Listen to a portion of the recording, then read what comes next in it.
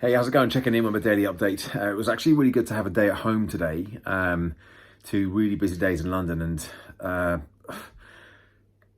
it's all because I do it so frequently. Quite exciting going into London. Get on the train, get on the tube.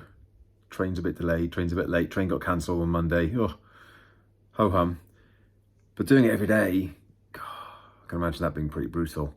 But it was useful actually to get a bit of perspective with some of the challenges. I mean, of course, I'm reasonably familiar with what the challenges are for most people's or many people's lives, and the difficulty that many people face when it comes to fitting in things like exercise and healthy eating. It's so easy to take the path of least resistance and become inactive and eat not the best things, because the fun stuff's what's basically available.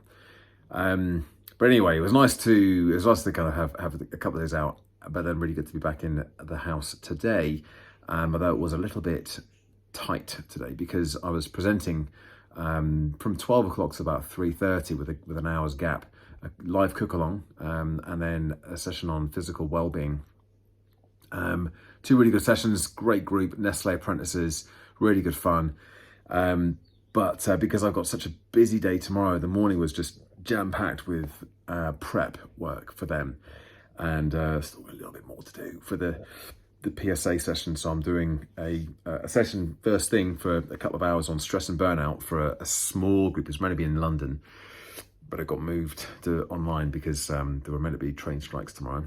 Not anymore because of the Queen, but we're still sticking with Zoom. But it's a small group and it's on stress and burnout. So I'm comfortable with that. It'll be very conversational, very much workshoppy.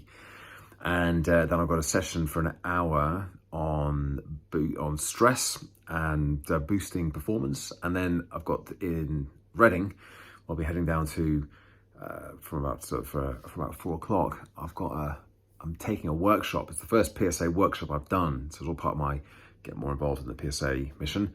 And it's on basically building better habits to support building a speaking business. And the thing with the workshop, especially with the PSA, is it needs to be very tight, and it needs to be very interactive, of course, and it needs to have a real sense of purpose and very relevant to speaking businesses as well. So I feel like I've got some really good content. It'll be a good session. Just got to make sure that I execute. And because I've got 3 sessions, 2 of which I haven't delivered quite like this before, it's kind of frizzing my brain a little bit.